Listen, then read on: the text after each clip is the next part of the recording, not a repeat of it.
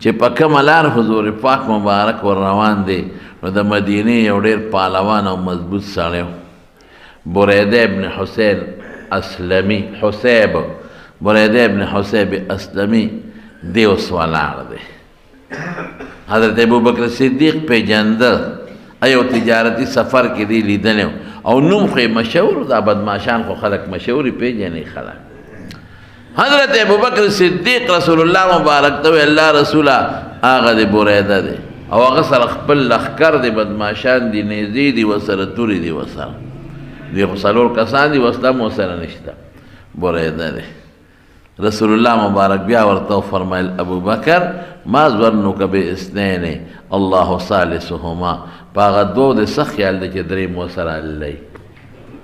دوه مونږ یو او درې مونږ سره رب العالمین دی الله به خیر کړي او بریده خوشحاله و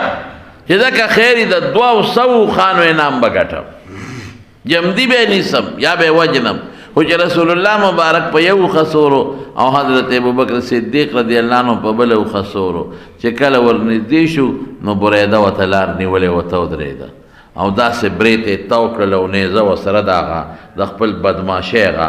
روب داب چې خلک اچوي وی څوک رسول الله مبارک پې ور مخکې شو د هغه نه وی ته څوک یې لکه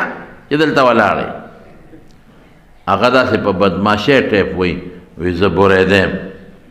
ما نه پېژنې مطلب دا شو که ما نه پېژنې زما نوم خو دنیا کې مشهور دی بریده یم هغه روب اچو په رسول الله مبارک وی چې بریده یم نو نبی علیہ السلام مبارک مسکی شو او حضرت ابوبکر صدیق ته مخ ور واړو وی ابوبکر برد الله عدونا الله دشمن سوړ که ښه بریده عربی کې برد یخوالی ته وی نو دې ته نیکفالي وی حضور پاک په نیکفالي ونیوله چې بریده ستا د نوم کې برد یخوالی دی نوم کې د یخوالی دی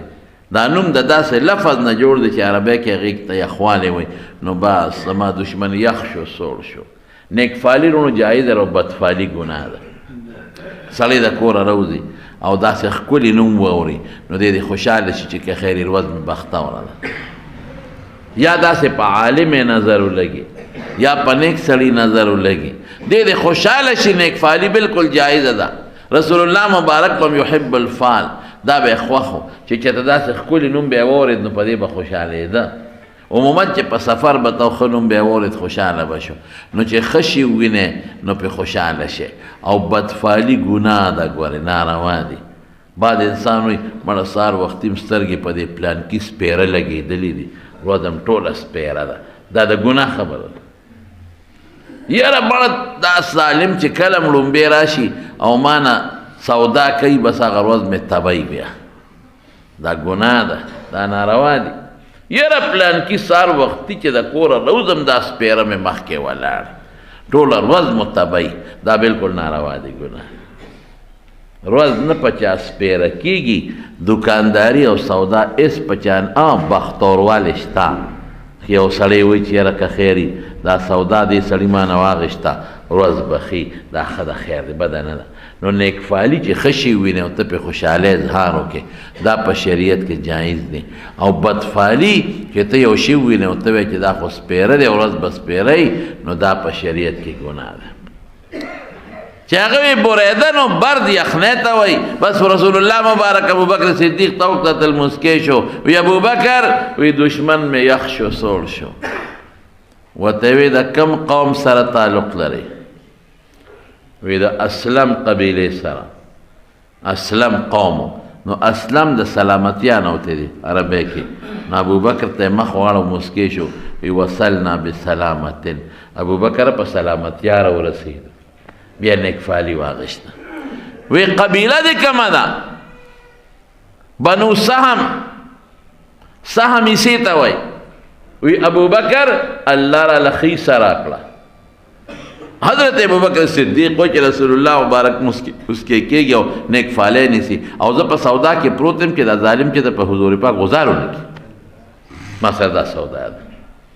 دې کې د حضور پاک مبارک نه چې دا تپوسو نه وکړل نا بریده ورته ته څوک یې داسې بدماشۍ ټیپ باندې رسول الله مبارک ورته وی انا محمد صلی الله علیه وسلم عبد الله ورسوله، د خدای بنده او د خدای پیغمبر. قسم دې د دواړو جهان مبارک سردار کې ډېره زیاته عاجزي وه، کبر پکې نه. د خدای بنده دا لفظ یې مخکې که او د خدای رسول، د الله بنده ما او د خدای رسول یم. خو چې بریده دا واورېدل نو یعنې زه په لاس کې و یو ځمکې له ټس ورکه او فورا وسوی وی ان وجهک لیس بوجه کذاب، ای سړي ستا مخ د دروغجن سړي مخ نه دی، دا د مخ نه معلومیږي، د مخ مبارک ته چې د ما وکتل نو ته رښتونی ته دروغجن دی.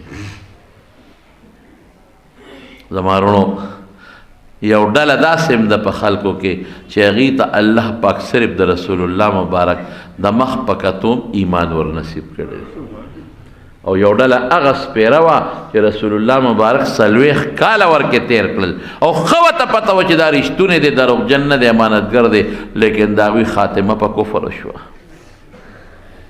دا د الله یو عجیبه نظام. وی ستا مخ د دروغجن سړي مخ نه دی، ته رښتونی یې، ستا څه پیغام دی؟ وی د خدای پیغمبر یم، زما د دین اسلام نوم دی. وی زه به دې څنګه ملګری کېږم؟ وی دا دوه ټکي به وی اشهد ان لا اله الا الله و اشهد ان محمدا عبده و رسوله. الله یو دی، شریک نشته، زه د خدای بنده او د خدای رسول یم. بریده سره د هغه خپل لښکر نه کلمې شهادت وی الله مسلمان. او بیا څه وی؟ وی د الله رسوله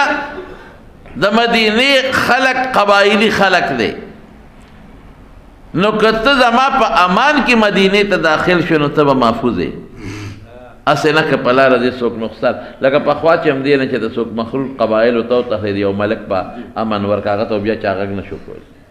ویل لکه پلانکي ملک په امن کې دی، نو که زما امن کې داخل شو نو ته به محفوظ شوې. رسول الله مبارک به ډېره ښه ده، دا خو ښه ده. نو څه چلی وکړه؟ خپل پټکی را کوز که او د نیزې په سر کې واچو